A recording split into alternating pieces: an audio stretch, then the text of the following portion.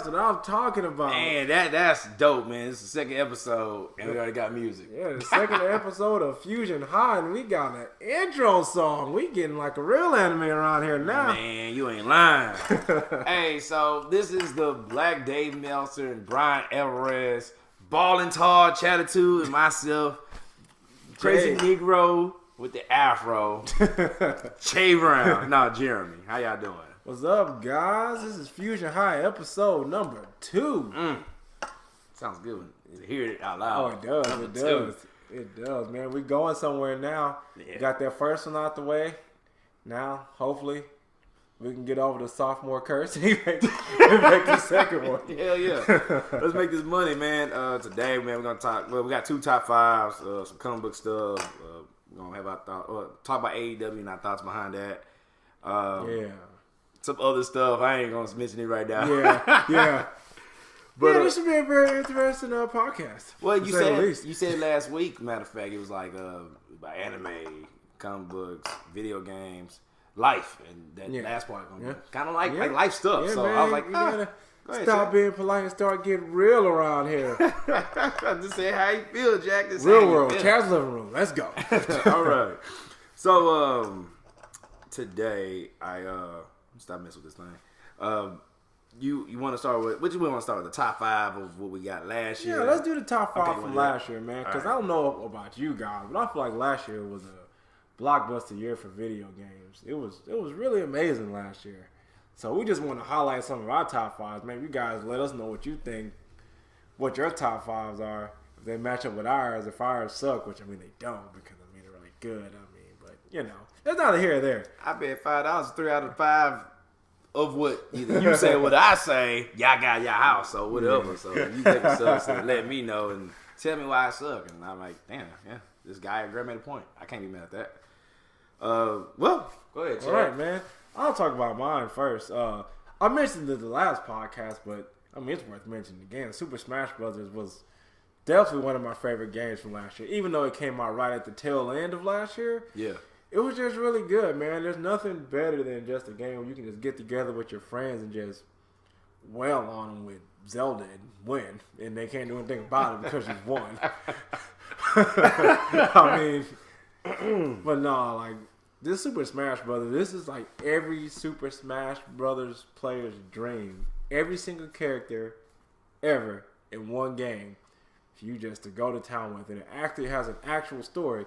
We all saw that trailer from last year when everybody was getting Thanos out here with that with that flying weird symbol in the sky. He was Thanos and everybody, man. And I don't know about y'all, but when I saw Sonic get caught trying to save Pikachu, and he got like, Sonic, you could have got away, but he didn't. The lone survivor was Kirby. Then that takes you into the story mode. The story mode is pretty good. I'm still working on it because I'm just getting caught up in Smash mode and just wrecking people. I'm gonna have to get my Nintendo online account set up. Maybe we can all jump on there and tear some stuff up together. All right. But yeah, Jay. Yeah. So, what do you think about Super Smash Bros? We played it a couple times. Yeah. Actually, my kids got it for Christmas, and I played a lot with you. Mainly, I play with you. I don't play with the kids, man. I let them do their thing, and I do my thing, whatever. The fact I remember Janelle, my daughter, she showed me like all these videos because she just couldn't wait. And I was like, God, dog, we talking about everybody from like the original down to now. And like I love, speaking of the original, I love how they started out with the original characters that you had on Nintendo 64. So that's nostalgia out there. Bunghole, son. I love that. And yeah, man, that starting 8, man, was serious. It was, because we all did it in, and you know, here we are again. And like the whole spirit thing, I'm digging that, and it's like so many goddamn characters, so many levels. I remember when you were quick on it, but you had enough time off to get everybody in all the levels. I'm sorry, y'all. Yeah, man. And then like, man, I'm playing with you, and I'm going, Jesus Christ, man, when we gonna pick a level, man? Like, there's so many to pick from, man. All I wanted was the Zelda Temple. That's all I wanted. But it was so small. Everything is. My team is a kind of a decent size, but the fact that I couldn't find this level because it's like hundreds of levels. Get like a 32-inch screen, boy, you be pissed. Oh my God. It'd be like, help me, I'm right here. And then that's just a level. Just imagine the characters. Holy freaking hell. Oh, man, the characters. Jesus Christ. And I like the characters, even though some of the characters, they call them Echo Fighters. Like, let's say you got Samus, then you got Zero Suit Samus, then you have Dark Samus. I've been seeing that. It's Samus, but it's different. And none of the Echo Fighters really feel like they're exactly the same. And that's what I love about it. Yeah. Because I remember when I played, let me see, one of the games where I was playing with Zero Suit Samus, I was like, this is cool, but can I play with Samus again? But like now on this one, Zero Suit Samus is amazing. There's very few fighters on here that I just don't really care for. Mr. Game & Watch, I'm looking at you. I don't really care about you. I try playing every single game. I'm like, I'm gonna play with Mr. Game & Watch. I'm gonna see what's up. You try. Yeah, no, it never works. But the roster is so deep, man. The characters are so good, man. It's just so hard to get bored with this game. Yeah, I feel you. I sit at my desk at work and play, but we're not gonna tell anybody. But whoops. Whenever I can get a little chance, I'll just whip out my Switch and just start playing just for a little bit, man. That game is so good. He said he gonna whip it out and smash. Hell. That's what he trying to do. Hey, Jay, what's one of your top fives from Let's last see. year? Let me go ahead. Since we were talking about the tail end of things, I'm gonna go ahead and do Pokemon Let's Go. Once again, another classic, if you ask me. My kids, I'm sitting there watching them play. It was actually for them, but I said it because I played a little bit with them.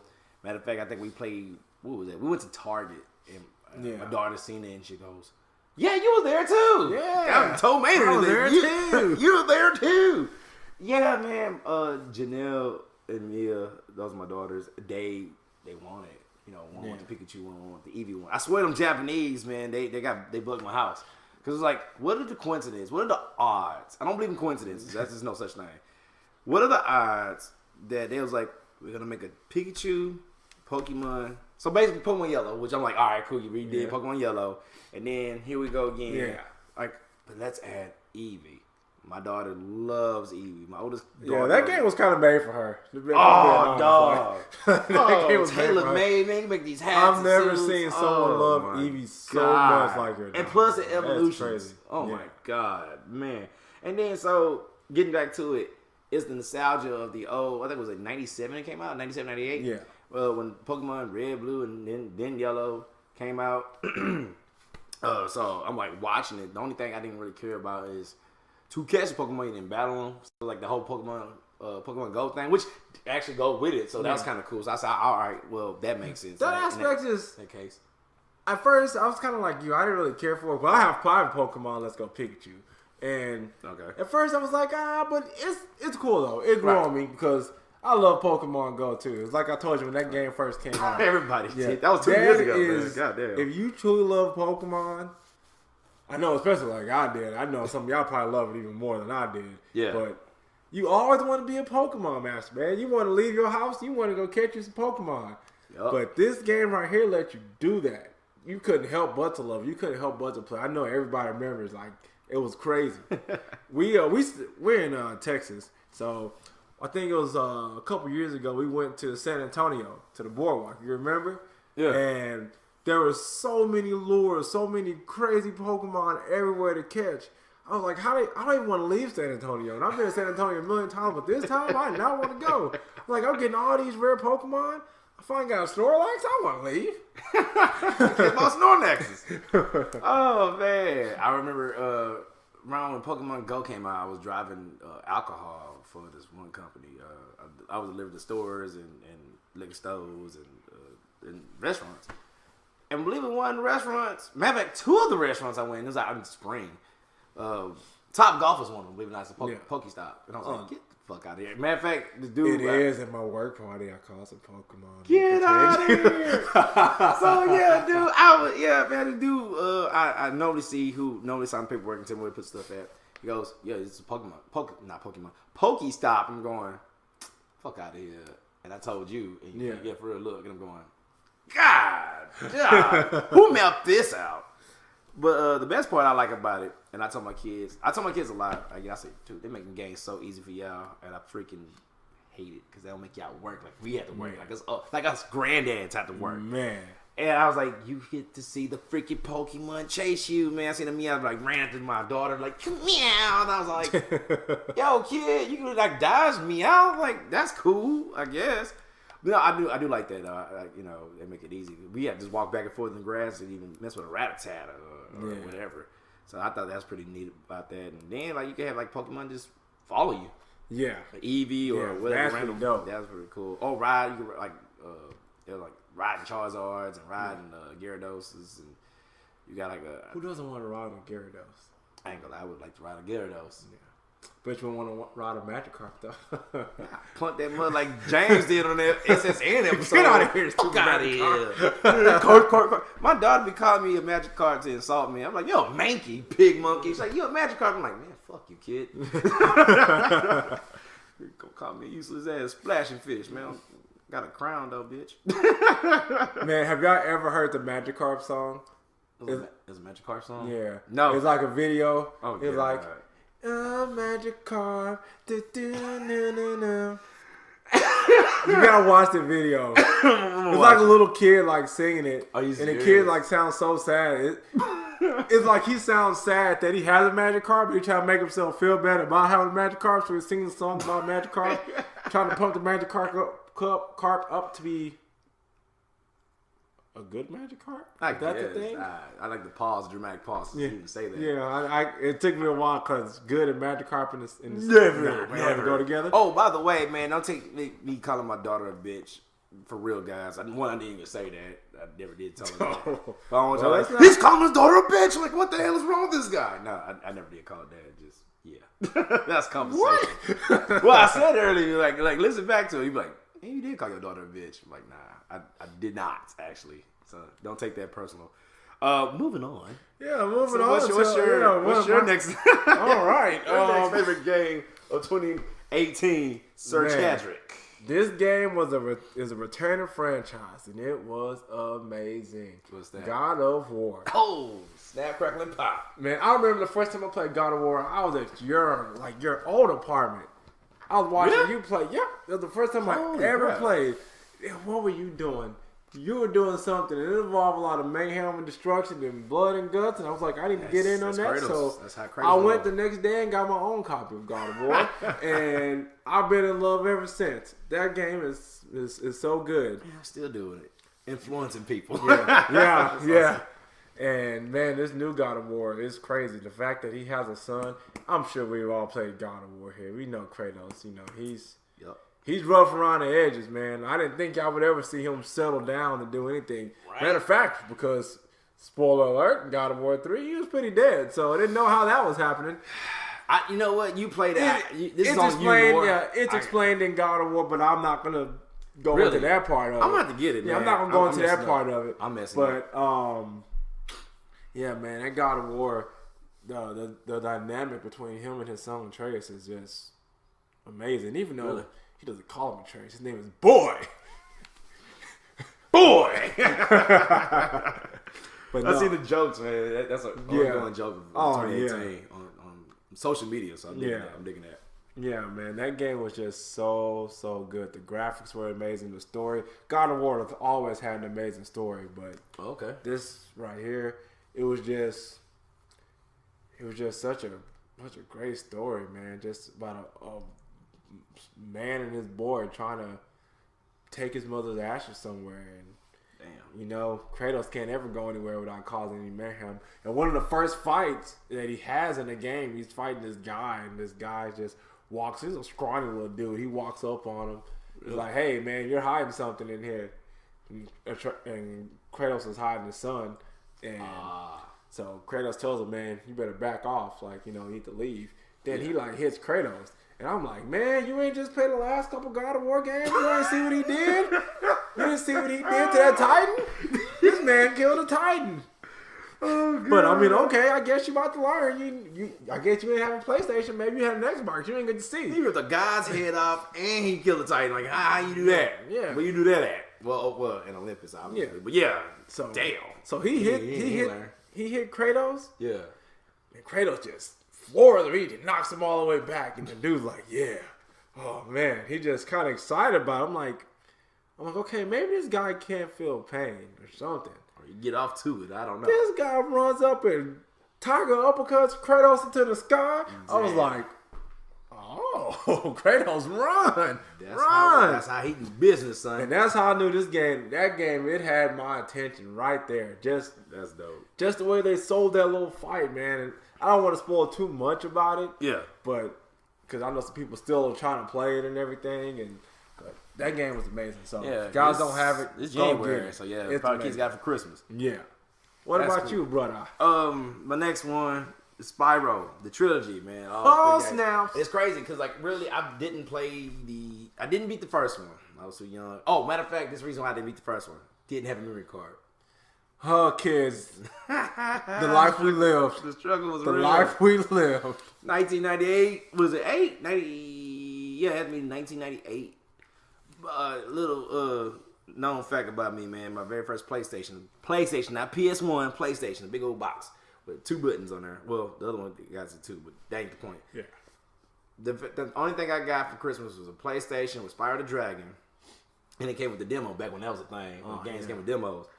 Yeah, man, when they had like Parasite Eve, Jet Moto. Jet Moto. Yeah, son. That Jet game Moto, was man. legit, dude. The demo, bro. That It game was was legit. legit. The game was legit. And like all the other, no, Parasite Eve had a video. It was a couple of demos, and they had like a video demo. Yeah. I remember that. And so Spyro the Dragon was my game, man. Like brought me back burning guys, burning sheeps to feed Sparks the dragonfly, getting all the gems and everything like that. Just going through saving the big dragons, and then you got to chase this Erykah Badu head wrap wearing motherfucker because he got your eggs. Yeah, he got the baby dragon eggs, bro. And he running like crackhead speed, and it got like these like funny cartoon sounds like how he's running, but he's super fast. I just right there charging him with my horns, and still did it. And I was like, yeah, get your ass on here. And I'm like, damn, I can't get him, man. But it bring me back when I was like, I think 11. Yeah, it had to be like 11. So, yeah, man, I was like, what? That same year, by the way, that same Christmas, man, you know what else I did for Christmas? What'd you do? Eat Chinese. Eat Chinese My food? mom was like, let's go out to eat. And, the Chinese don't celebrate Christmas. Oh, yeah, that's a good... So, I that's kind of a good Christmas. Right, that was dope, man. Wasn't much, man. It was just me and my mom in our duplex. And that's all, man. Sometimes that's all you need, simple man. stuff, yeah. And we went to go get Chinese buffet, dude, and it was awesome. And, yeah, so I can go for some cream puffs now. Stop talking about that. So yeah, man. So getting back to like this remake. So I never played the second one. I never played the third one. So I'm like, dude, I got 3 games in one. Yeah. And thank you. Oh, no. Thank problem, you. Yeah, no he problem. gave it to me for Christmas. I was talking about it, and I was like, I was trying to get it. I listen. I hear it. So I was like, shucks, man. When you I like how you buried it, and I was like, Yeah. I got it. And when I played it, and I was like, I ain't beat it. I'm playing it, and I was just like, that little kid. And I'm 31 years old, so 20 years Little kid, ago, Jeremy. I was a little kid, Jeremy, man. I was 11-year-old Jeremy. Yeah. And I'm 31. Yeah. Holy shit. It brought me back 20 years, man. Yeah. Yeah, the remake trend that's going on now is... It's out of this world, man. Yeah, it's nice. I like it. I just bought a game, kind of jumping off the top 5 just for a second. I just bought a game, one of my favorite handheld games I've ever played. It's called The World Ends With You. Have you ever heard of it? Negative. It was on Nintendo DS. No, sir, I've not. Guys, if y'all have never played this game, I got it for the Switch. It's a little different playing on the Switch than it is because they. So pretty much, the DS has 2 screens. Oh yeah. Yeah. So on one screen you controlling one of your characters. Okay. It's made by Square Enix. So one of your you right. They are making art. Yeah, you know what to make. Music and everything gonna be on point. Yeah. And also one of the guys,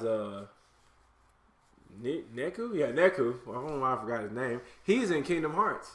Word? Yeah. Oh, shucks. Well, he's in Kingdom Hearts Dream Drop Distance. So something dark side and all them in between games. Boy, who be Dream Drop Distance 365 over 2 times 10 final remix mixed with a missile drop kick part 2 arcade edition. Capcom, and they call Capcom for them titles. But don't take. Oh yeah, but guys, we love Kingdom Hearts here. Don't worry. Don't y'all worry about that. We love Kingdom Hearts. Me too. But y'all know. That's all I'm gonna say. But yeah, man, a lot of the games they remade, like they remade Crash Bandicoot, that was amazing. Yeah, you got that, don't you? Oh, that game makes me still angry after all these years. That was one of That's one of the games that I had on PlayStation that I just could not put down. I had to play it whenever I could, and I actually bought it for my wife, but I mean, I bought it for her, but I guess it really was me because I played the mess out of it, and she's like looked at it. But I hate it. But yeah, man. So another one of my favorite games is I love fighters. I love fighter games. That's like one of my favorite genres. That and the adventure games. You got me sold there. You give me a good fighter game, adventure game, I'm in there. And a lot of people were kind of skeptical of this game, even after seeing it in motion, especially during the beta, because there was a lot of crashing. It was hard to play. Dragon Ball FighterZ. That was good. Oh man. Oh my god. That game was so good. I'm saying was like I guess gone. It Yeah. is good. Yeah, that game was amazing. It's still good. And you know who the new first? They're doing a second round DLC. Guess who's the first person they're gonna put on They there? putting more people on there? Yep. God damn. Who? Jared. Oh shit. Yeah. Here comes trouble. Lord Jared. Here comes a new challenger. Yeah, they want to put him on there. Well, they say they're putting Universe 11 character, but I mean, come on, like. Did you say Jared? If you give me Topo or something, or not Topo, Dispo, you put him on there, I'm probably gonna snap my game in half. Cause I mean, not to say that he was bad. He wasn't bad, but he's bad when Jiren is in play. Like Jiren is the only person I want to see. I need the first round of DLC to be, dude. Let me find. You get the game. You come home from work. The new DLC is available. You haven't even looked at it. You go to the menu. You jump it on PS. You're like, oh man, here it is, and you see Dispo. And so you looking to see if Jiren is like an assist, but it's just him. How you gonna feel? An assist? Oh man, you gonna just Cause you know how Android 18 has 17. Boom, pow, that's it. You shot putting that one there. Yeah. I say shot put. What's that shit called? Clay shooting. My bad. I say shot putting. Clay shooting. Shot putting. That's Olympics. But anyway, we can do that too. You can do that too. Shit. But yeah, man, the graphics of that game, it looked like it was just taken straight from the anime and put into a video game.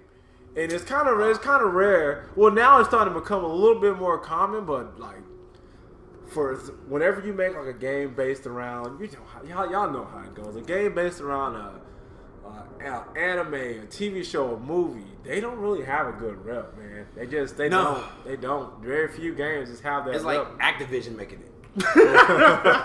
Shit. And the only thing good Activision made was Spider-Man games. That was it. Oh yeah. That's something they good make it. But like, yeah, you do the movie games, Marvel movie games. Yeah, trash. Yeah, man. Most movie games in general. Well, remember the Matrix though? I actually like that. Oh, the Matrix. Cheat code. Oh, the Matrix was legit, bro. Max Payne. I'm sorry. I thought the same thing. My bad. Yeah. We do it slow was. motion. But yeah, man, in Dragon Ball FighterZ just This is all monster. Dude. Yeah, man, just playing it. Just a lot of the choices. One thing I wish they would have changed about that game are having transformations in there, because one character had a transformation, Frieza. Yeah. Which I didn't even know until like 3 weeks after I played the game. A buddy of mine, Eddie, was like, "Hey, I turned into Golden Frieza." I'm like, "No, you did. He's not on here." He's like, "Yes, I did." He comes over to the house and does it. And I'm like, "Oh my God, why haven't I done this? Why haven't I done this?" So it just made me wonder. Like, I wonder what was the thought process of them not doing transformations, because you have Goku, like 18. You got Super Saiyan Goku, Super Saiyan God, Super Saiyan Goku. You got Vegito. You got base form Goku. Yeah. And it's like, okay, why not just make transformations for all of them instead of taking character space, and then you put more characters on there? They did the same thing for Vegeta too, because you got base Vegeta, you got Super Saiyan Vegeta, you got Super Saiyan God Vegeta. Like, they 3 Vegetas you can play. like, I like Vegeta. I like Vegeta. I like Goku. But 3 times. Yeah, just make it all one person. That way you can transform. Yeah, man. I watched a couple videos online of, I think, what's his name? I think Devil Artemis. Man, he played a game. He was serious. Yeah. Like the way he played for $200. Won that shit. Like, landslide. I think he lost one round. But I think it was like best out of 5. Yeah. Motherfucker, like just blah blah blah blah. Shout out to Devil Ornaments, man. Them Still versus videos is funny as fuck. Oh man. Yes, yo. I don't even know which one was my favorite. No, I lied. The fucking Uganda Knuckles. Oh, Uganda Knuckles, yeah. All 4. Yeah. All 4. Yeah. Yeah. You do not know the. I like the Yu-Gi-Oh one too. Oh yeah. Hey, they became cool, and he was all like, "Nah, man. Hey, it's not. The rule book said you can't do that anymore. Once reborn, go home. Don't do that anymore." Man, fuck this. I'm out. And he left. So, yeah. Dragon Ball.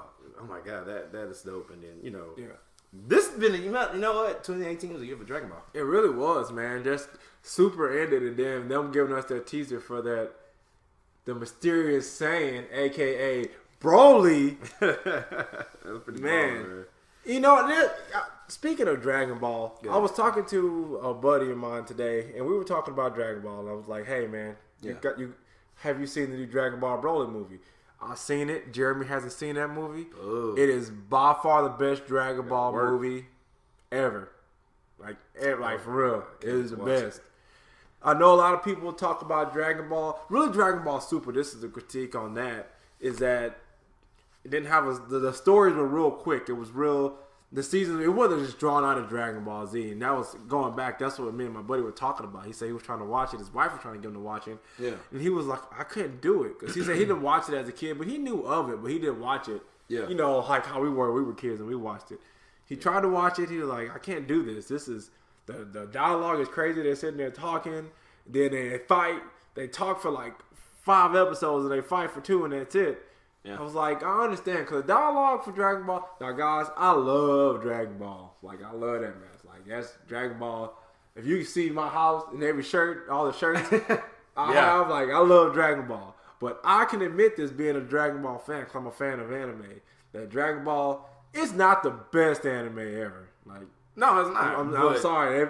Every time I say that, I feel like kind of dirty when I say it, but it's just not. But it's like one of the grandfathers of anime. Everything was inspired from, but you can't help but to love it, and I do love it. Me and my kids, we were watching Dragon Ball right now. I still love it, but I just know that there's other animes that are better. I'll put it like that. There's other stuff that's there, other animes that are better. Oh, and I was telling them, I'm like, well, Dragon Ball Super. It's like they looked at that. They're like, okay, this fight between, let's say, Beerus, Lord Beerus. That fight, it's not going to take 50 episodes. It's going to take 12 or 13 or like 16 or something like that. And I was reading that people didn't like that. They were saying that, why aren't they explaining more about the characters? I was one of those guys, but then it's so funny because I was also one of those guys like, God damn, it's taking so long. But I mean, I'm a huge fan, so I can deal with it. Yeah. So it was like, shut up. They gave us what we wanted. So that's how I look at it now.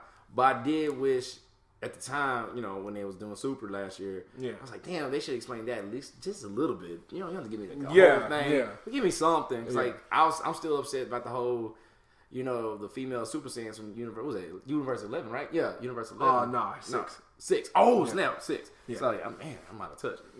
And like 3 days, bullshit you not, 3 days before the tournament.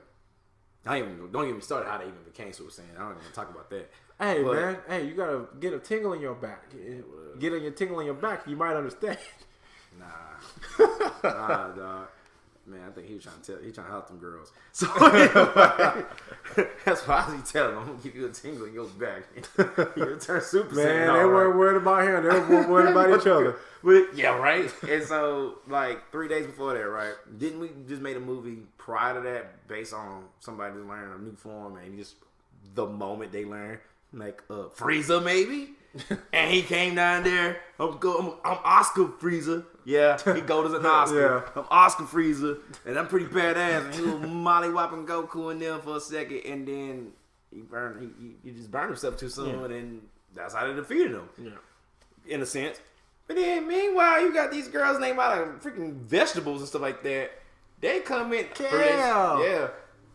days before that, I was not Super Saiyan. I'm legendary Super Saiyan. And then They just riding it in. I'm like, yo, hold up. Hey, but you ain't tired. You ain't gonna take a nap. Nope. You don't need a protein bar. No protein shakes around here. No shakes, no bar. Handing out beatings. Get the fuck out of here, man.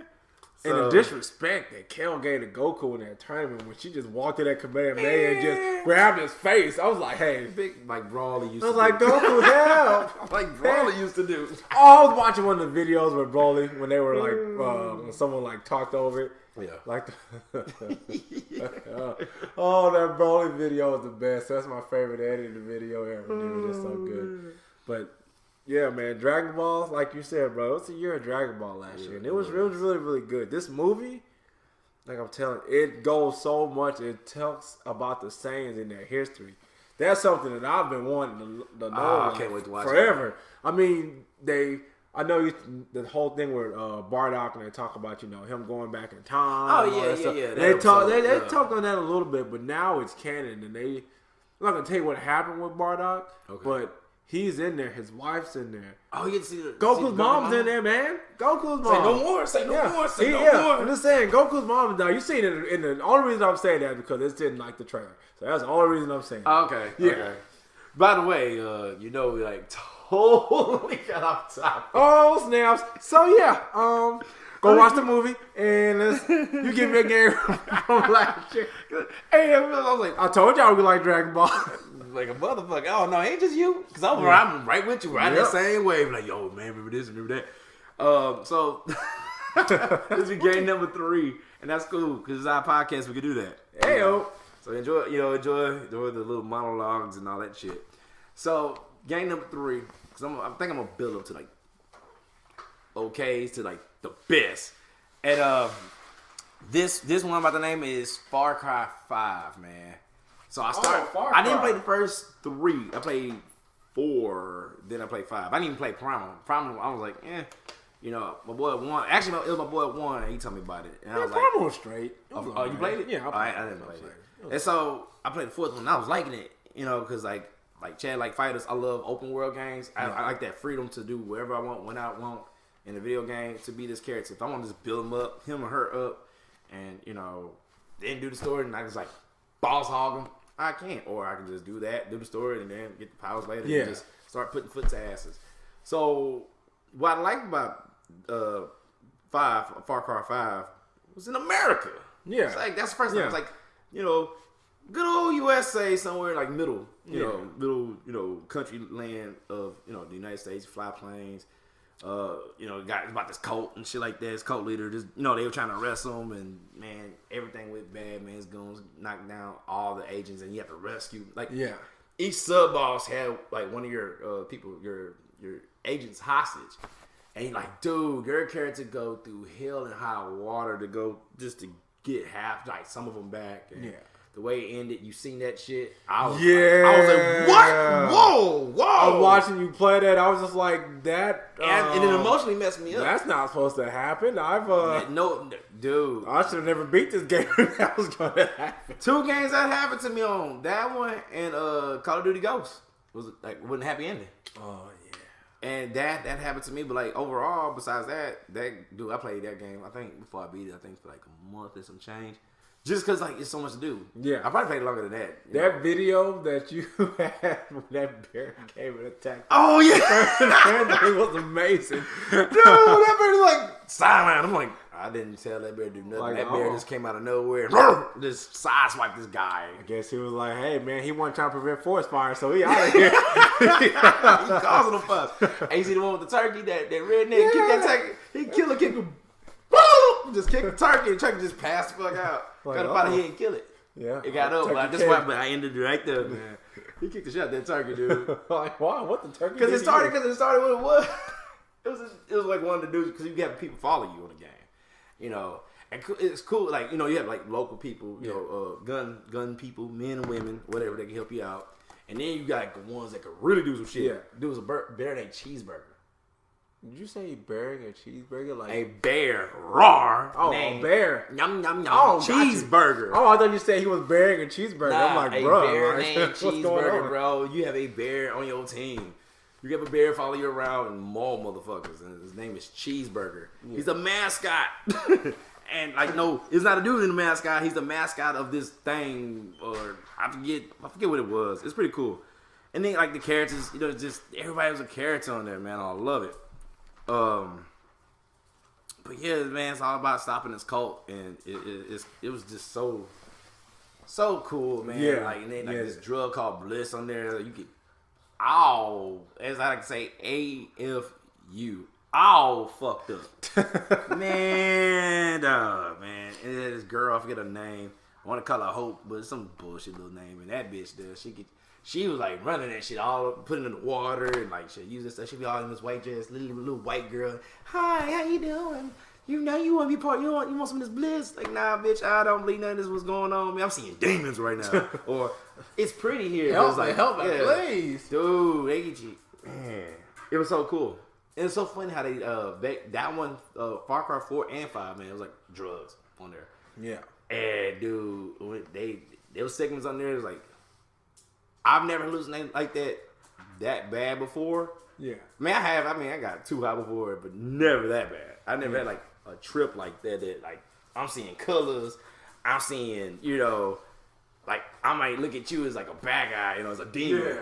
Nah, dog, that's some next level shit, dude. So I liked it because like that, and it's just a bunch of just stuff you could do. Left, right, up, down. You can fly, you can drive, you can, you know, get a bear to attack somebody. You can get another animal to attack somebody, and it's a big freaking map, and I love it. I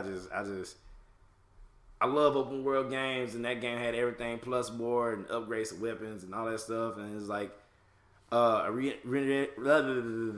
can't talk. A reiteration of the fourth one, and then I think, matter of fact, it really is not. It's a whole different little thing. I think all Far Cries is like the same thing, but like different scenarios. I think the next one though, they're coming out with another one. Yeah, I think it's gonna be. Isn't that one? It's pretty much like a sequel to that one. Yeah, which I can't wait. Far Cry hasn't done that yet, huh? Nah, it's kind of like, what's that TV show? Damn, I forget the name of it. What channel is it on? It's on Fox. What is it about? Damn, it's a different story. Something American Horror. American Horror Story. It's kind of like that. Anthology. Yeah, it's just like it just have its own little story each season. So it's kind of like that with Far Cry. But I think this next one's gonna be the only one as of right now that they're gonna like kind of do a sequel on. So because I think cool. When did I start playing Far Cry? I think it was Far Cry 2 or 3. Whichever is the one. Where you're going like skydiving or something with your boo, and you skydive to the wrong island, and then I think that's is that third? Yeah, that's the third one. That's the first time I ever played. I was like, man, this is crazy. It has such a good story. And I didn't play that one. Yeah, I saw it on the fourth one. Yeah. So it's pretty cool. Yeah, and that's the kind of the cool thing about that game because you don't have to play. Yeah, any of the other ones to play prequel the or the game. Yeah, the first one, the second one, just like you just jump in and. That's like I don't like watching a movie that I don't want to go see, you know, Harry Potter 1 without seeing Harry Potter. Yeah, I get you. Oh, I don't want to see Harry Potter 3 without seeing the first two, which exactly. By the way, I love Harry Potter. That's my stuff. Read all the books, watched all the movies. I love it. But a story for another day. So, what's your next favorite game? Man, another one of my favorite games from last year was a sneaky little game, man. It's an oldie but a goodie. Mega Man 11. Uh-oh. Now, you know, bro, I love me some Mega Man. You do? I love that game. When I was a little kid, I used to stay up all day, all night, just playing Mega Man. I would leave my Nintendo on when I would go to school. I would leave it on. And, you know, because, you know, back then, like you said, we couldn't save. We had to get the passwords, but, man, you may get to a point where you're like, man, I lost the password. I got to keep it on now so I can play. And these games, they're so hard. Now I'm trying to play. I have Mega Man X, the Legacy collections. So it has like Mega Man X 1, 2, 3, and 4. Then it has 5, 6, 7, and 8. It has all them on. I have them for the Switch. So it's all on one thing. So I'm sitting there playing it, and I'm getting like tore up. I'm like, man, I used to play this game for fun. Like now I'm trying to survive. I'm like worried. I see the boss, man. I start sweating a little bit because I don't know what's going to happen. But man, Mega Man 11, So what they did with Mega Man 11 is, so we all know Mega Man, right? We know Mega Man. Blue Bomber, baby. The Blue Bomber. He has his gun. He's shooting stuff. Yeah. He kills his enemies and takes their powers and uses it for his will. Yeah. Like Highlander, there only could be one, son. But now they giving him this new thing where like this drive system where he can kind of slow things down. Oh. And he can like move real quick, or he can overcharge his weapons and use it like that. So that adds a really big element, a different element into the game. It's not just you trying to just make it through the level, because there's some parts where you have to slow it down. Really? You're not getting through it. Like it's not. Oh, you ain't gonna just run. Yeah, you're not just getting. I mean, you can, but it's gonna be super, super hard. So you can slow it down, and there's even some of the bosses that are like that. Damn. Yeah, dude, it adds a different layer to the game. And that's what I like, because it's not just like, okay, there's Mega Man 11. That tells you that there's 11 Mega Man games. So they add something different. It's different. But granted, there's way more than that, because I played like Mega Man. You ever played Mega Man versus Street Fighter on the computer? Yes, that game was sick. It's still that game was sick. Hey, look, y'all want a free game on y'all PC right now, man? Go to Google it. Capcom's giving out a free game to celebrate the 20th anniversary of Mega Man and also Street Fighter. So I think 30 is Street Fighter now. Yeah, I think it's like 87. Oh, me and Street Fighter the same age. Hey. So 20 years of Mega Man. So they were like, hey, let's collab them with Street Fighter. So all they did was do the Street Fighter characters like Chun-Li, what's his name? Get that guy with the stick on Street Fighter Alpha. Oh, some with R, I forget his name. Roland? Something. Is that it? I forget his name. Somebody gonna be like, you idiots, something. And I'm like, yeah, kiss my ass. It's Rasputia. Excuse me. It's Rasputia. How you doing? I am Lamb Bottoms. Yeah, man. Dawson and all them, man. I think the other guy, what's his name? I'm getting old now. I'm forgetting certain characters. But it was pretty cool, man. I like that. Like, that was a fun game, dude. That game was really fun. If you're a big Mega Man fan, do you know they had like an Easter egg with the Hadouken on one of the Mega Man games? Yes. That was kind of funny. You could do that. And he's like, Hadouken! Yeah. Like, oh, that's cute. Do it again. That was kind of cool. Man. Pick up Mega Man 11. It's actually on all the consoles. It's on the Switch, Xbox One, PS4. Yeah. Check it out, man. It's only like $20 now at GameStop. It's like super cheap. Oh shit! So many games too, huh? Like so many games in one. No, Mega Man 11 is like its own game. It's like its own game. It's like its own it's like a brand new game. Yeah, they keep doing all that now. Man. Put all these other games in one. That's what I'm saying, Doc. I love that now. Cause there's certain. Not saying that there's not like good games out, but sometimes you just want to just take a little trip back.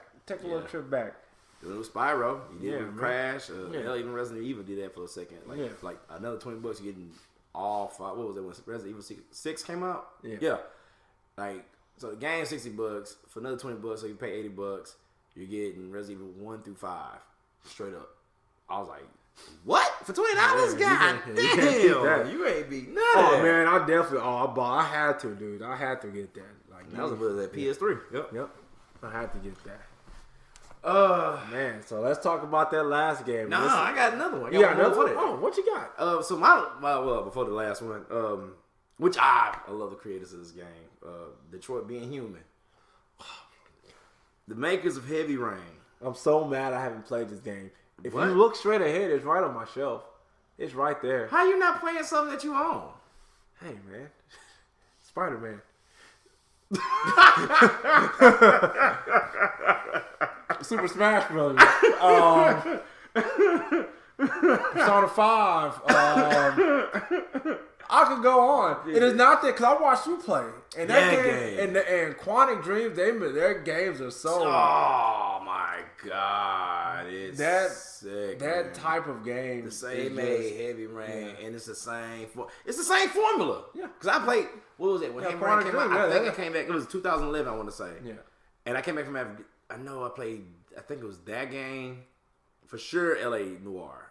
Yeah. I beat that game like within a week. Noir, yeah, because that game was so good. They re-released it like they did. They just re-released it for the Switch. I want to say earlier this year. It's that good. It's good. But anyway, man. With oh my God, man, the way I looked at that, man, I ain't gonna lie, man. Them androids are black people. That's how I looked at it. I don't give a shit. That's how people treat Negroes. And I was just all like, we're robots. I think what they say? He say 3/5 of a man. That's the phrase, right? Yeah. Yeah. Hey. And that's how they treating them robots. But then, like, not robots, but androids. But the cool part, screw the whole race thing. I'm not gonna do that. The cool thing was the characters that you play, they all droids. They all develop emotions. Yeah. They shouldn't be. They're robots. Yeah. They shouldn't be having feelings. Emotions, of course. And there's a scene on a couple of them, not to spoil too much, that you see they like.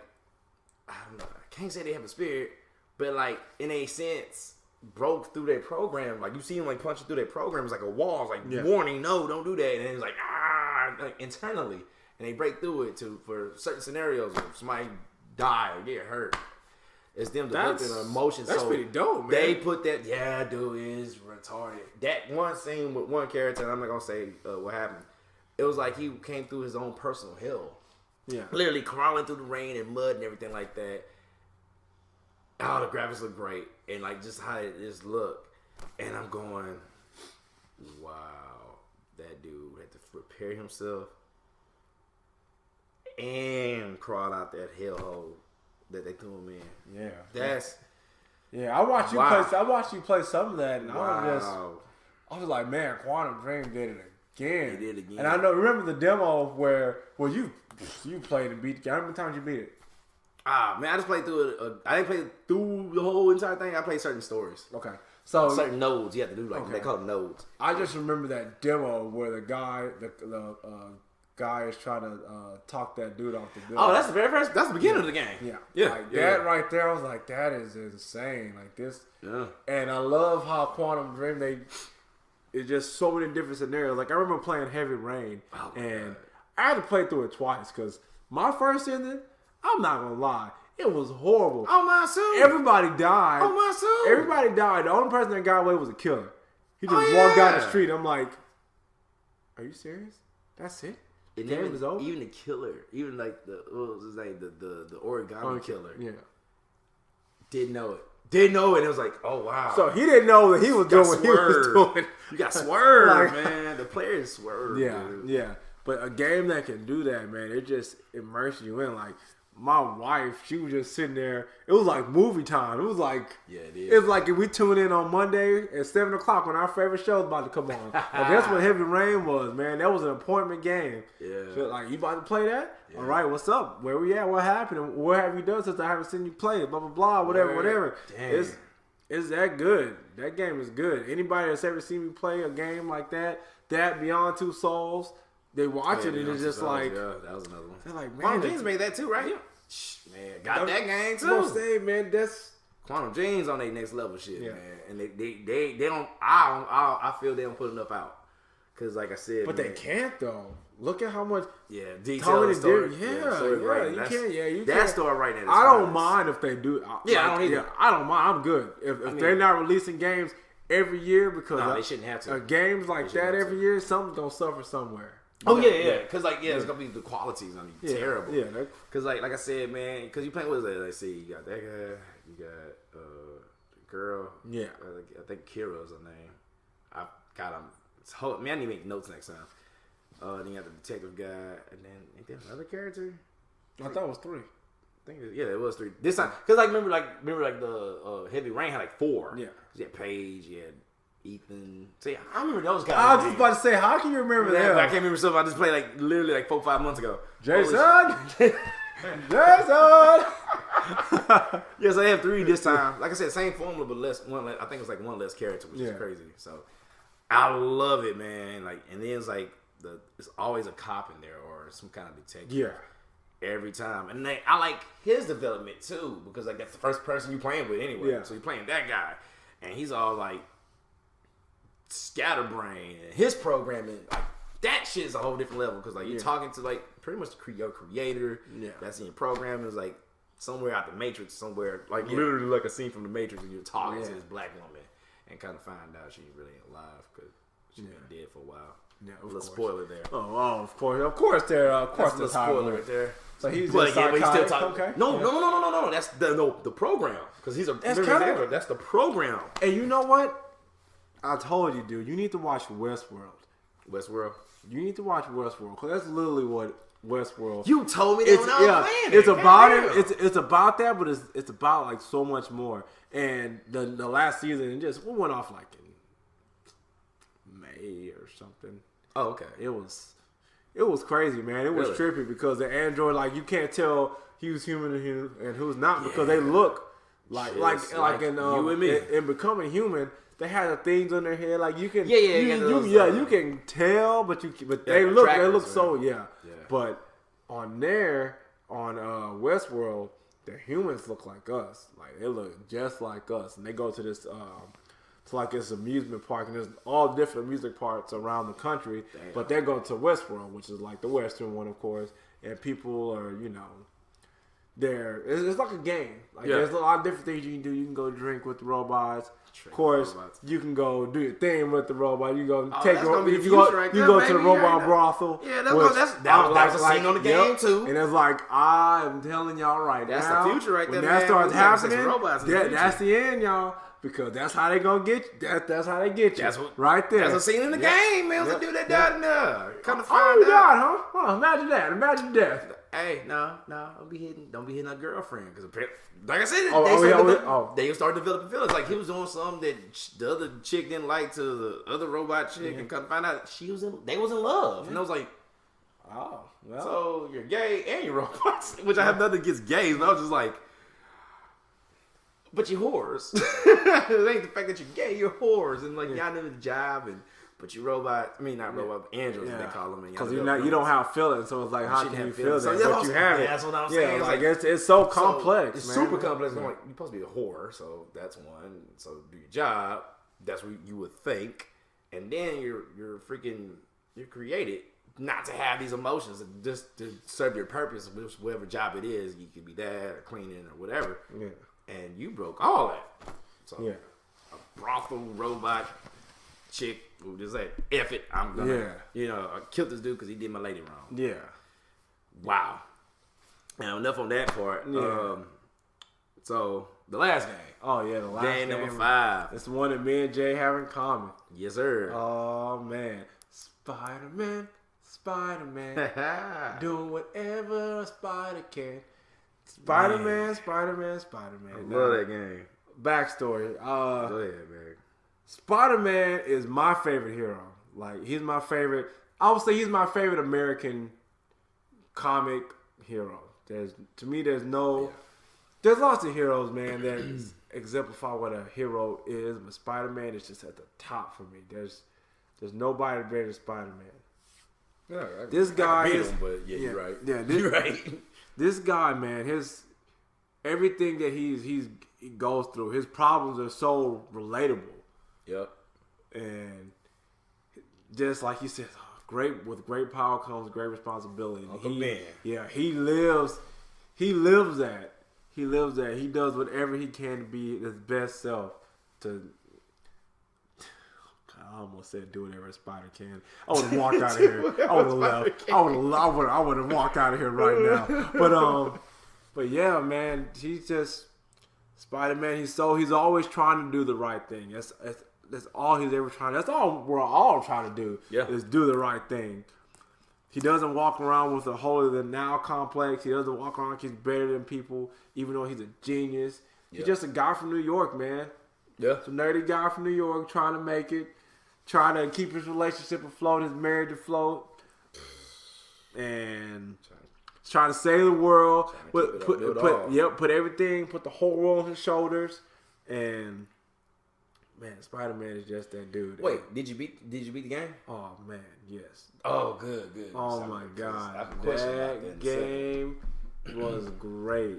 It reminded me of the old Spider-Man on PlayStation 1 with the last battle with him and Doc Ock, dude. Wait. You talking about the first one or the second one? You talking about the first on PlayStation 1. If I say that's kind of funny, that's what it reminded me of. Was that right there? That battle with him and Doc Ock was crazy, and the connection that him and Doc Ock had is throughout the whole game. Oh my God, he created a monster. Yeah. He literally created a monster. He helped create a monster. And that's the thing about Peter. He just wants to do great. He just wants to. He wants doing wrong. Yeah. Or accidentally met. Yeah, because literally him and Spider-Man they're the same person, but they're two different people. Yeah. That's how I looked at it in that game. And it's just, Peter Parker wants to be great. Yeah. But it's like, dude, you're Spider-Man. You're already great. But he's just trying to be okay with himself. Oh, that's sore. He's trying to be okay with himself and be great. And so he helps Doc Ock create, these prosthetic tentacles. Yeah. Because Doc Ock, he has a degenerative disease, so he's trying to help him. He's losing his intelligence. And, to somebody like Peter that idolized him, that's like one of the most disheartening things that you could ever see happen to somebody that you idolize because of their mind. Yeah, right. The great things they can do. Yeah. And what they have done is like, damn, you can still do more. Yeah. Let me help. Yeah. What I like about it, man, and I said this on the first podcast. What I said on the first podcast, man, and there's that meme. We'll talk about that later once we get social media up. I'm gonna post it again, even though it's way old now at this point. But it was like Ratatouille when Ego ate Ratatouille, and it brought him back to when he was a little kid when his mama made Ratatouille. So when I played it, I was all like, "It's like Spider-Man 2 all over again for PlayStation 2. This is so awesome! Oh my god, this is awesome!" That game was so good. Spider-Man 2 again, but better, and it was more open world and just oh my god, so much you could do. Yeah. I got all the trophies on there. Oh, you did? I'm platinum. Oh yeah, nice. I'm platinum. I couldn't put it down. I could not stop playing. Like anytime I walked in, I'm like, I'm gonna play a game. I'm gonna watch TV. If I turn on that PlayStation and Spider-Man, I'm like, I'll just do one mission. 3 hours later, I need to go to sleep. I need to get the DLCs. Yeah. I just downloaded all mine yesterday. Not yesterday. Was yesterday Friday? Yesterday was Friday. Yesterday. Today's Saturday. I did that right before I went to go see the movie. I downloaded all my DLC. I'm about to get them all too. Yeah, dude. I really hope they make another one. And they're going to. I think they are because they have Miles Morales on there, and he got powers now at the very end. Spoiler alert! Hey, if you ain't played it by now, it's your fault, man. That was before Christmas. I mean, but when we know what Miles Morales is. Yeah, so they gotta. Yeah. I like how they added him on there. Speaking of Miles Morales, not just like he, became Spider-Man, El Spider-Man because Morales. He's supposed to be like. They say he's like half Latino, half black. Yeah. El Spider-Man, the Spider-Man. Yeah, does whatever Spider can. It sound like for the leg. Drew know what I'm talking about, man. Drew know what I'm talking about. I hit you with these whip. Be your ass, Mr. Man. You said Spider-Man. Spider-Man? Yeah. Drew get that whip. See? Drew get that whip. Sound like Terrence Howard, dude. No. Get the fuck out of here, man. I'm Spider-Man, man.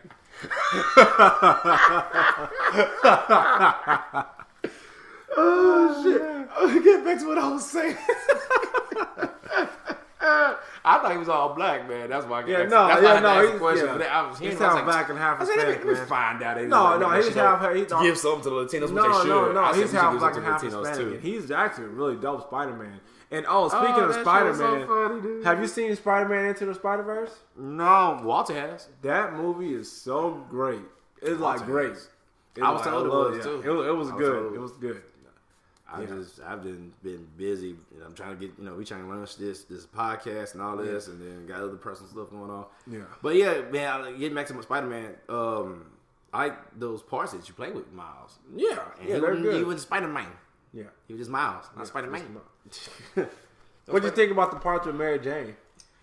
That was cool too. Yeah. Because it was like, damn, I gotta play the nosy motherfucker. I gotta play you now. Like, shit. But you trying to do what you be all you could be. Yeah, she was, man. She really was. Yeah, she pushed herself to be great in that game. She was no Spider-Man. Yeah, she was no Spider-Man. Spider-Man. I'm sorry. Yeah, man. But that game was really, really good, and the fact that I love that the DLC came out back to back to back to back. And it was like one each month, wasn't it? Yep. That's cool. And I bought the special edition one that came with this awesome statue. I was like, oh man, this statue is great. It has like looking at it right now. Yep. It's right over there. And the villain choice that they put in there, the Sinister Still 6, I mean, you can never go wrong with them, of course. No. You can never go wrong with them. But I love how everybody played a key part in there. and how you had to go and you had to fight them pretty much at the end, having to like take them down. Yeah, that was pretty cool. Yeah, that was crazy. That was crazy. That was pretty cool. Yeah, man. I'm hoping they make another one. Can't wait, man. Any of the Spider-Man games that come out, I get them. Hands down. I get them, and I like, this is better than the last one, or this is good. Yeah, Spider-Man games, they've been on a little roll, man. I remember that Web of Shadows game. That's my favorite one. Yeah, Web of Shadows. That's the best one of them all. Yeah. I don't know. I think this one beat that one. Yeah. I'm debating because oh my god, about to make me go buy it again. That's the story behind that, and I'll tell y'all kids later. Oh man, so do you want to go ahead and go with the top 5 games that we're looking for this year, the 2019 and 2019? Man, yeah. You go ahead and name yours. I'm gonna name mine. Okay, I think I'm gonna with how we did Spider-Man. We definitely got that one in common. I think all the other ones we don't have any the same ones. No, sir, we do not. Yeah. Oh, and I had a bonus one we could talk about that we just heard about. But F that. So what I'm looking forward to is something I like. I just discovered this. Like, as a matter of fact, the last time we did a podcast, Shenmue 3. Last year they just came out with the remake of Shenmue 1 and 2, which really all they did. They didn't do nothing special to it. I think they polished it up a little bit. It wasn't a remaster. It was just It was just, we're gonna put it from this console to this console. Sorry about hitching. Yeah, you good. So they put it from like the Dreamcast. Literally, you could see like the VMU. I'm backwards.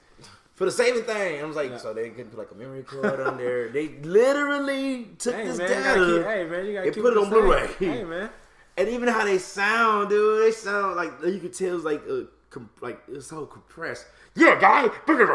They how they talk. I'm like, who the fuck you talking to? And it's like they didn't brighten. They barely. I think they barely polished the graphics on there. Not graphics, but like the artwork, and like the sound still sound the same. Like it's like a compressed file or some shit like that, and it sound like they just. Oh my god! So super 1999. God damn, dude! But it brought me back to when I was a little kid playing it around like Christmas time, and like playing Shenmue 1. Yeah, I never really got into Shenmue. I like the story. I like the story. The story is. Never mind. I know why. Why? Because it was on Dreamcast, right? Yes. But you know what? Marvel vs. Capcom 2. I played like nothing else when I got there. Like I told you, like I won like a little like when I was in high school. Marvel vs. Capcom 2 came out, and I was obsessed with this game. I was so obsessed. I was sitting in my classes in school, and I wrote like a story on all the characters, and I didn't even finish it. My teacher was like, she'd always ask, she's like, man, what are you writing? Because you're done with your work. What are you doing? And I'm like, I'm writing a story. She's like, what are you writing about? I'm like, I'm writing about a video game. Yeah. Why are you doing that? I'm like, because I love it. That's all I play. I just play this. It's so good. She's like, let me read it. And she took it to read it, and she was like, this is nice. I'll be right back. And she just left. And then she came back. She's like, here you go. I said, oh, okay. A couple months later, she's like, hey, here's this ribbon. You want a prize? I'm like, what? For what? I didn't do anything. It's like, oh, yeah, I submitted your story in. That's incredible. I'm like, I wasn't even done. She's like, no, I found a part, and I just... it was just stayed right there. Yeah, I was like... That's crazy. That's how obsessed I was with that game. I was obsessed. I didn't play... I had other games. Like, I had Sonic. Sonic. Sonic's the shit. That's a whole different podcast, man. Yeah, for real. To even mention that. Yeah. But yeah, with Shenmue, dude, the second one came out on Xbox. The original Xbox. Yeah, the second one came out on Xbox. That's how I even played it. As a matter of fact, I bought an Xbox when I was 17 years old. I guess so. And that was the game I bought. I think that was one of the few. Yeah, Dreamcast been died by then. Because I was 17 back in 2004. Yeah, so 2004, I bought, on my 17th birthday, I bought an Xbox, but that was starting to die out. And Shenmue 2 was one of the games, like one of the original games I bought. And I was like, oh my God, it's Shenmue, man. Like, I'm going to beat Landy's ass now, motherfucker. And yeah, I didn't. Yeah, no. And that's why we got a Shenmue 3, because, like, this nigga went from Japan all the way to Hong Kong, China, just to fight this asshole who killed my dad right in front of me. I have nightmares about it. I'm talking about Ryu Hazuki.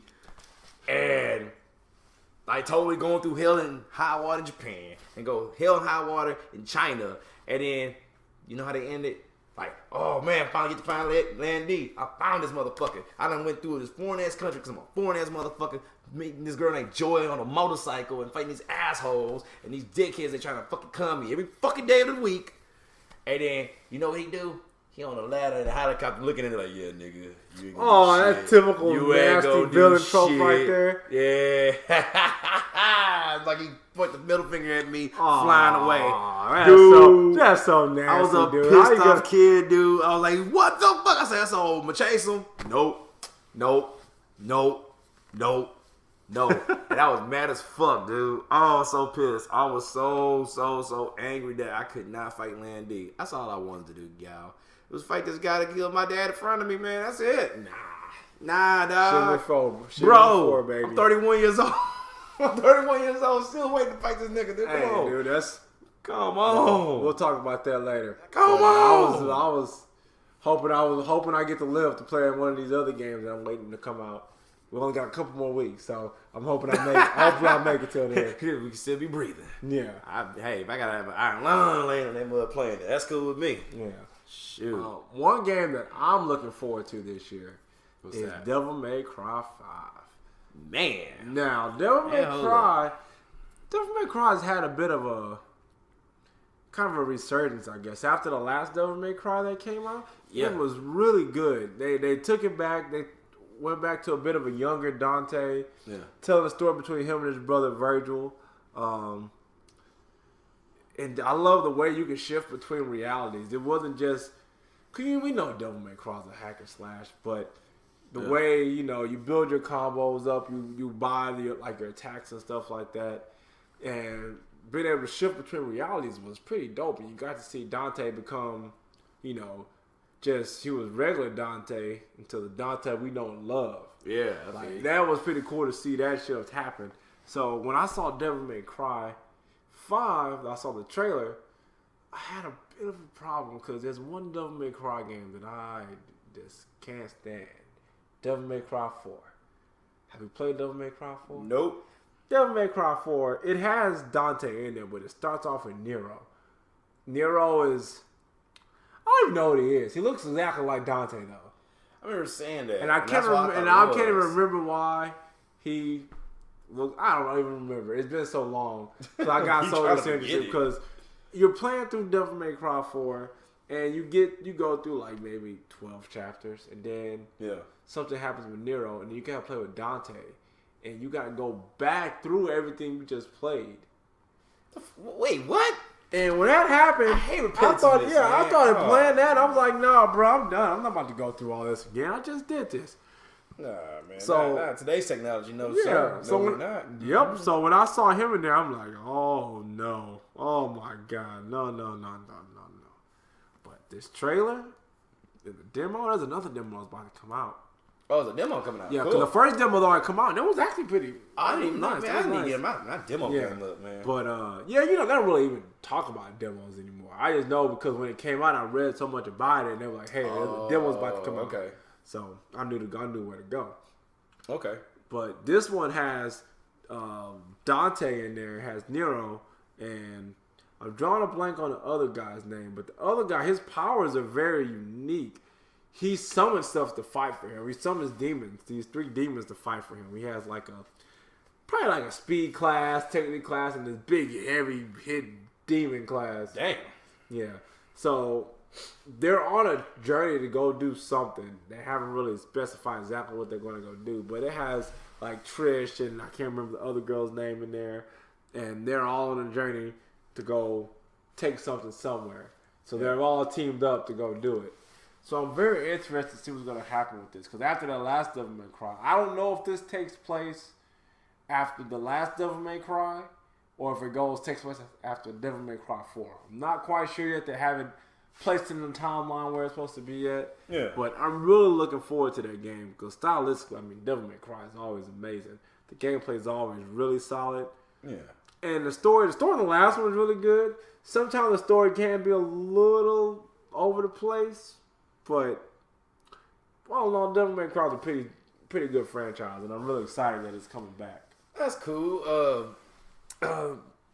You say you was interested in this too, man. This next one, What's that? Ghost of Tsushima. Oh yeah. Man, that trailer, E3 did their thing on that trailer, man, and just the game style, the art, look like it's gonna have a good story. Hopefully, it has a great story, not a good story. I want a great story. Yeah. It just looked ball. I ain't got too much to say on it because, like, all we got. They haven't really said too much. Yeah, they haven't. So, and I just like how it look and just how badass it could be. It could be. Yeah. I'm just looking at some notes on that, so kind of cheating in a way, but that's all good. Sucker Punch. Sucker Punch made it. Oh, nice. Yeah. No, the other ones that make Infamous. I love Infamous. That's pretty cool. And it looks pretty dope from what I seen. Yeah. Just because I kept seeing the same thing over and over, so there's nothing much I can say about that as of today. Hopefully they throw more out there. Because I'm looking through websites right now. I'm like, what else they got? But I do like stuff like old Japan, the whole samurai thing. I dig that. That's pretty badass. Yeah. Like I said, just the graphics look great. And I ain't gonna hold on too much because I'm repeating myself. So I'm actually looking forward to that. Yeah. From what E3 showed us last year. So it's just, hope for the best. Yeah. It looks pretty promising, man. The trailer, like you said, it looked pretty good. Hopefully this year at E3, if I want to say, is it Sony that's not going to E3 this year? Wait, for real? Yeah, one of the consoles they're just not even going to E3. I don't know what's going No, on. I don't think it's Sony. Maybe it's Xbox. One of them, like, they're not going to E3 this year, which is pretty surprising. So I don't know if that means what that says about the state of E3. Like, if E3 doesn't mean anything, or if maybe they ain't got nothing. Then maybe they don't have anything. Yeah, I'm about to say I ain't, because E3 been going on for a while. The new waves of consoles are starting to. I bet in the next 2 to 3 years they're gonna start rearing their heads. Why? That's what's gonna happen. The new consoles are gonna be coming out, I'm sure. Yeah, but that's how you present that though through E3. So maybe that's I think maybe they're gearing up for that. I don't know. Yeah, maybe they ain't got much to present, and it's like let's not go, or if we are, let's just put like a couple things out there. But yeah, you don't want to like spend all that money for booths and have this conference and like you trying to explain one or two things, but you ain't got a whole bunch of shit. So I get it. So it's like instead of investing the money this year, we can do it next year. So that's a good one. What's another game that you're looking forward to this year? Oh man, another one of the games that I'm looking forward to. They just released this trailer maybe like last week or the week before last. What's up? Samurai Western, man. They used to call him. He didn't have a name. His name was Samurai. What is that nasty, disgusting game on your phone? Samurai. Remember Samurai Western? That shit was so funny. I don't remember that. What is that? They call him Samurai. Hey, Samurai, but what's the game? Oh my, Samurai. Samurai. Get out of here. That's what they call him. Old Samurai. Thank you, Samurai. I'm sorry. Oh man, that's horrible, dude. That is horrible. Mr. Samurai, thank you so much. Little kid, thank you, Mr. Samurai. Like Samurai? Yeah. What was it that you talking about? Oh my god. Hopefully these people come in and rip this dude's skull off. Mortal Kombat 11 is the game I'm excited about. That's the one I was going to talk about for the bonus. Oh, for real? Yeah, but that's cool. Oh, yeah, no, that's one, man. Like I said, I love fighter games. So, yeah, we can that Mortal Kombat trailer looks so sick, and it's about time Raiden then sacked up and got ready. Raiden gets tired of y'all put some respect on his name. He's sick of this. He's sick of the disrespect. Yeah, I feel him. I said it, and I said y'all it too. He's going to be a bad guy on this one. Yep, he came in. Y'all are going to respect Earthworm out here. Try me. Shinnok, bye. You get tortured, you dead. Remember, he had his head. He's like, this fall where stains in death. And he had his head. He's like, it's hard. That's what you get. Kept fucking with him. Zap your dumb ass. Yeah, they're saying that this Mortal Kombat is going to be the most brutal one yet. And I hope so. I seen it. And I believe them. Have you seen the gameplay? Yeah, you seen all the fatalities? Oh, man, he's honestly a couple. The fatalities? Did you see what's his name? Did you see Baracus? Oh, he bit that dude's arm. I'm like, you nasty. No, that wasn't even a fatality, dude. That was a... that was an X-ray, huh?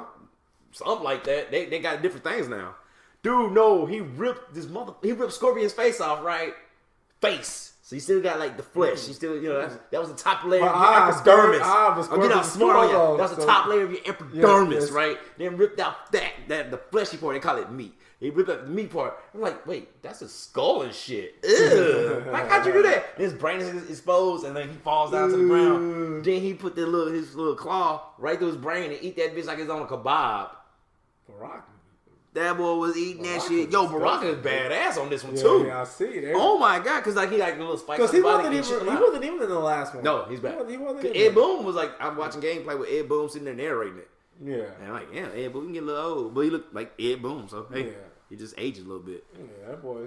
Man, hey, you know who's voicing Sonya Blade, right? I know you know, right? I sure do. Yeah. Rowdy Ronda Rousey. Yes. I love it. I gotta hear that, man. Like, we know she's happy to be WWE, so I know she probably was smiling when she was doing the voice. Oh, yeah, I'm Sonya Blade. Like, Ronda, take 72 because we can hear you smiling. God, we know you love your job. No, ain't nothing against Ronda Rousey. It's just funny when she comes, like, she just got her ass kicked by freaking, what's her name? Ric Flair's little girl. I'm about to call her real name. Freaking, I'm about to say Ashley. Oh shit, Charlotte Flair with a kendo stick start beating the dog piss out of her. She bruises like that. And Monday night she coming back smiling like ain't shit happened. Like I don't have nothing to smile about. Ain't nothing to smile about. That match was so brutal. It was man. great. Like I told you last couple weeks ago. Yeah. She steadily gets better every time she touches the ring. And I'm like, man, you can't hate on her no more. No, you can't. Like, you can't even do it. But she's playing Sonya now, so I'm like, that's why I was making fun of her because I was like, dude, you can't get your ass kicked and then you smiling the next day and then you whooping ass again like ain't shit happened. Yeah. You got a role to play. But so I can't wait to hear her play Sonya. I really can. Yeah. She was like, I lied to her and it was like, I love, like, I don't know if like somebody wrote that for her or what, or she really meant that. No. The thing because Sonya was like, I call her the first lady of Mortal Kombat because she was the only lady of Mortal Kombat. Literally the first lady. Yeah, she's like Ronda Rousey's like very into, like, she likes the anime, she likes all that stuff. Yeah. I still remember she had that over 9,000 shirt. I had the same one. I was like, I knew I loved you for a reason. You got that shirt on. But yeah, man. So yeah, they just came out the gameplay. Was that Thursday or Friday? That came out the gameplay for Mortal Kombat 11. Yeah. Was it what day was it? Thursday or Friday? I want to say Thursday. It was Thursday. And I haven't. Yeah, because I watched one of the new characters on Friday morning as I was driving to work. Like this guy who's like, he's like Outworld guy apparently. Yeah. He like had these sand powers. Oh yeah, that's dope as fuck. That boy's like Gara. That boy's but cool looking. That boy got them Gara powers. And they brought back what's her name? The hell's that name? Red chick. It means red. Scarlet. Yeah, it means red. Oh, her fatality is amazing. Fatality. I ain't watched that much, but I seen like she's blood and turns to weapons and this shit is nuts. But like I watched more of Scorpion and Baraka this morning. Yeah. As a matter of fact, and I'm like, yo, this dude playing Baraka, man, and like he breaking the bone off of him and shit. That shit was crazy. Like he impale him and he'll break it up and like he's like stuck with it and like beat the hell out of him. He does like grapples and then I watch him jump with some shit. You see the picture. I see the picture. Yeah. You see him eating I was brain like, that was on his claw, man. Like, yes. So Mortal Kombat is a good one. Yeah. Check this out. That's crazy. That is crazy. Look at this. What the hell is that? Look at this mess. This is crazy, man. Look at Sonya. Launch him into the air. Yeah, I see it. Oh, my God. Look at Raiden, man. Oh, look at that. Oh, his head. Oh. Look at Scarlet's fatality, that's crazy. Dude. Look at that. Look at that. That's insane. Oh, give me your face. Oh, look. That one is nice. We still recording. That is nice, dude. That is sick. Classic fatality. That's classic fatality. What the hell? Look at that. I'm done. Man, you next. You right. I'm next in line at GameStop tomorrow to go pre-order that mess. But yeah, man, I'm excited about that game. That game's gonna be really good. And Mortal Kombat stepped their game up over the past Mortal Kombat, like with their stories and stuff. Yeah, especially that last one. They that's why I was like, yo, I actually like it, man. Like just step by step how they did it, and like, even how Raiden pretty much became the bad guy. I actually can't wait to see how Raiden looks on Mortal Kombat 11. That's gonna be some dope stuff, man. I can't wait. I want to know what he gonna do, how he gonna do it, when he gonna do it. Yeah, I see he has that. He like has that. His electricity's red. So, Boy, man, red equal evil. So red equal, I'm pissed. Yeah. So, brother, what's the game that you're looking forward to for this year? Well, okay, now, so these last two are kind of related, but not really. So this other one, Days Gone. Now, originally they were saying it was gonna come out at the end of last year. Hopefully, we get blessed with that game's presence this year. Man, it should be. I think it's next month. Yeah, it should be next month. Let me see. Really? And not next month. See, it said next month. It said February 9th. It says April 26th, which is literally a month before my birthday. Oh, hey. Hey. But hey, pre-birthday celebration, because I'm about to get this. Zombie games, man. Like, I noticed they've been doing something like either like some kind of apocalyptic thing like zombies or like The Last of Us. It's pretty much the same thing, but it's more fungal. Yeah. And that's pretty cool. So, I mean, I remember just saying the zombie hordes would turn me on to it. Yeah. That shit, I have never seen a horde of zombies like that in any video game. I don't even think any other game, even to this day, well, till now, could have the capacity to run that many actual, not background characters, but characters that you got to, you have to hurt. You know, it's not like, oh, okay, he's part of the stage. Like, nah, that motherfucker's coming for your head, son. Yep. So that's cool. And it's not, they ain't just as bad guys. You have bad people. Yeah. That's another thing. So it looks cool. It looks cool. The Farewell Wilderness trailer. Oh, they got some stuff on here, man. Like you pre-order, you can get like a bunch of shit, digital content. Yeah. I normally don't like to buy the DLC for games that I've never played before. Like, not the DLC and like the special editions. Yeah. Cause I got burned one time really bad with what is that game called? What's that game called? I can't remember. Oh, Evolve. Oh, Evolve. Yeah. A buddy of mine, we and him been talking about it. Like, man, we're both gonna get it. Like, I'm gonna get all DLC. I'm like, you know what, bro? I'm gonna get it too. I got you. I went up in there, dropped $100. Yeah. I took that game home and played it for like 30 minutes. I'm like, this game is absolute trash. I'm never playing it again. And now I kick my money back for the DLC, and I'm angry and I want to cry inside now. Oh no, this game looked promising. Though. Yeah, but Days Gone a different story though. They're not even the same. But yeah, that's why I'm normally just kind of hesitant. I get the game, I play it. If I see how I'm gonna like it, I'm like, okay, now I'm gonna get the DLC. Okay. Yeah, you get ride motorcycles. I'm looking at it. Shit, man, they got zombies everywhere, dude. This shit looks wild as fuck, man. I'm looking at it right now. It just one cool. trailer at E3 a couple years ago when you're sitting there running from the zombies and they're all spraying them and shit. Yeah, they're just piling up and chopping each other like World War Z. I'm like, oh man, it's gonna be hot. Yeah, like I like that too. So you got like the whole element of zombies and the element of people trying to survive and doing bad things to survive. So it's like Walking Dead, but the Walking maybe Dead. Better, I don't know maybe what happened in Walking Dead. I just haven't been into it like I once was, but I'll watch it eventually. Yeah. What's your? You got another one or? Yeah, I got. Yeah. What's your next top so 5 this game one, this year?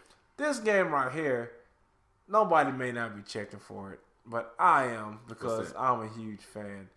So, One Piece World Seeker. Now, I know y'all are probably like, Chad, why do you even care about a game based off an anime like that? I saw this game. I don't know if y'all are One Piece fans, but I'm a One Piece fan. I was a little late to the party. I'm still on my trek trying to catch up. I started like maybe 2 years ago, and I'm on episode 670 something now. I'm where Luffy's fighting Doflamingo. Pretty dope. This anime is One Piece. It is really great. The characters are great. The world, that Luffy encompasses is great. But this game, it kind of reminds me of Spider-Man. That's what it kind of. Yeah, that's what it reminds me of.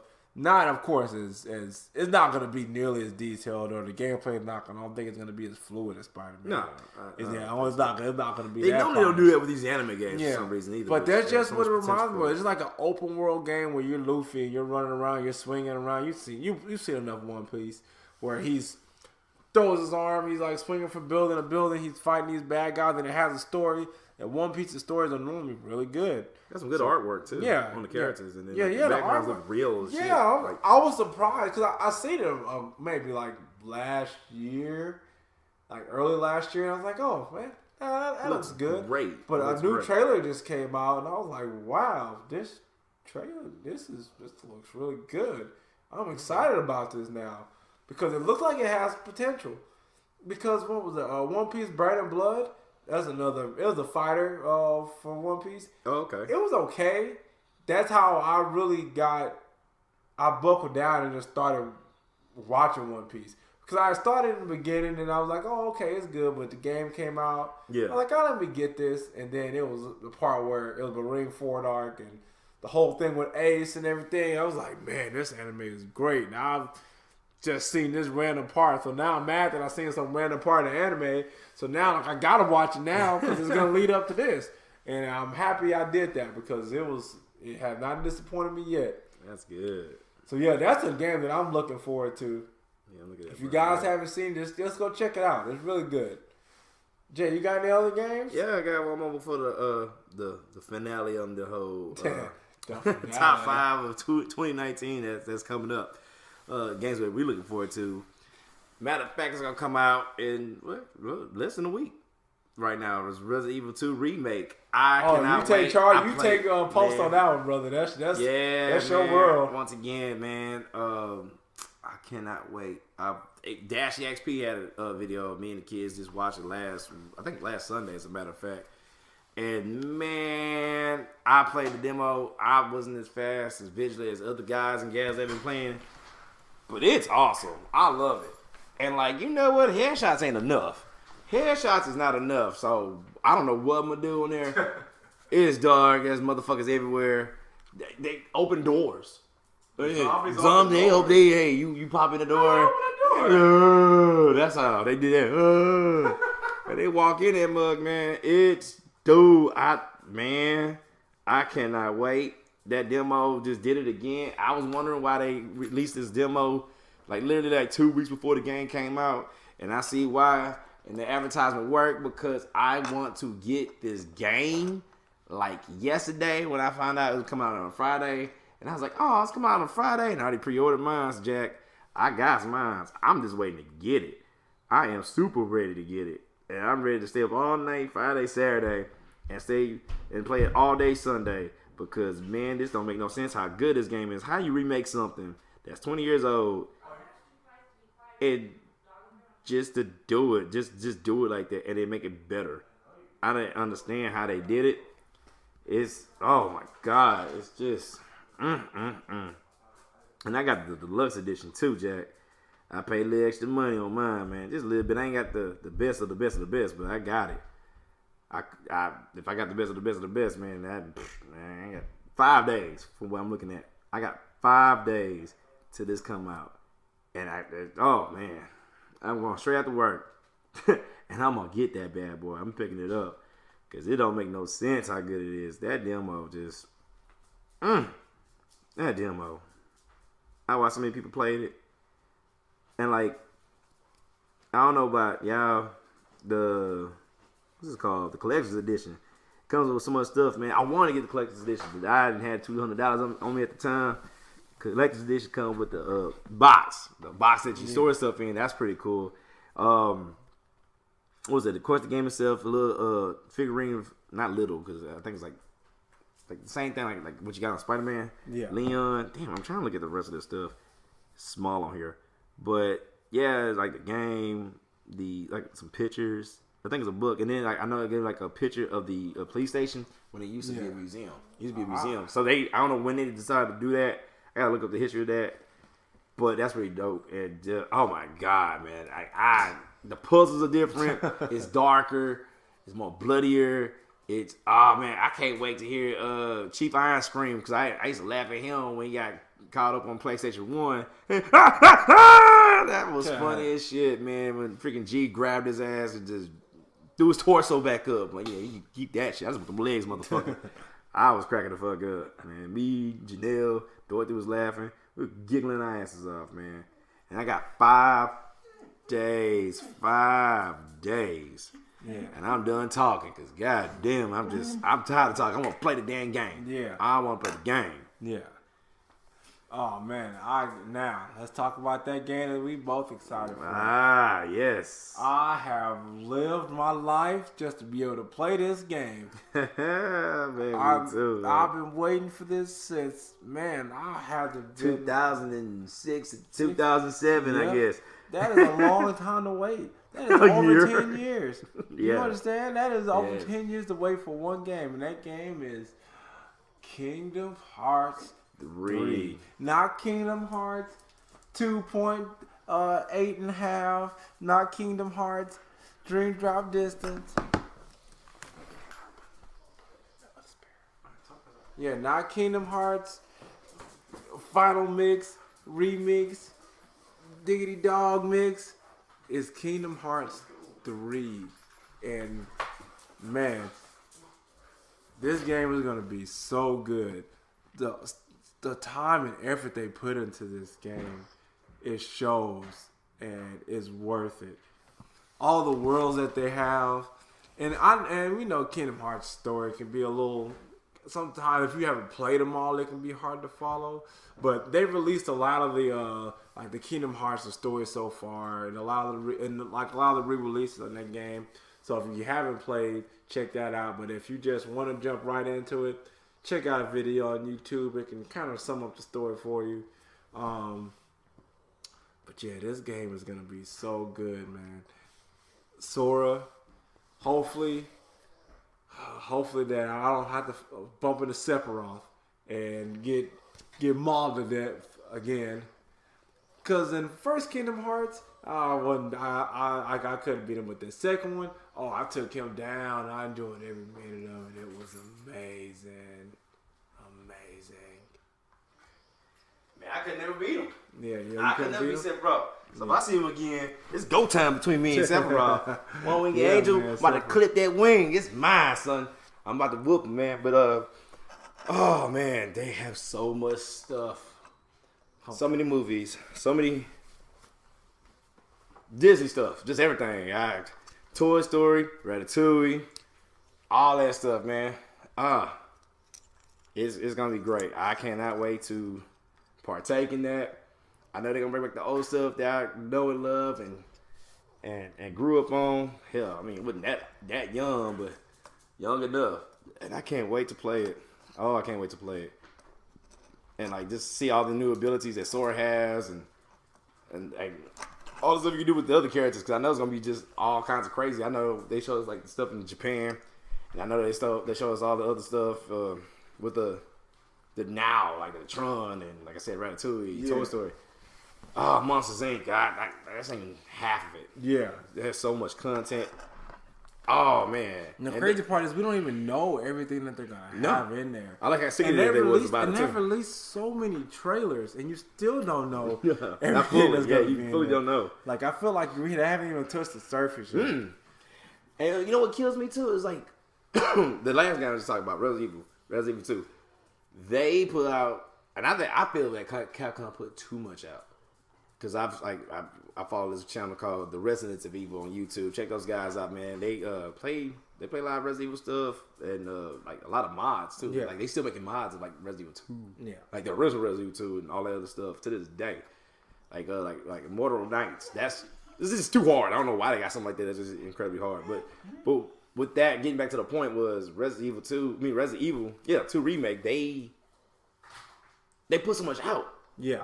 But it ain't everything. But I feel like it's everything. I was like, well, I see what the hell's his name? They put Mr. X on there. I'm like, why am I looking at Mr. X? Yeah. Ada Wong, why she look like that? Why am I looking at Ada Wong?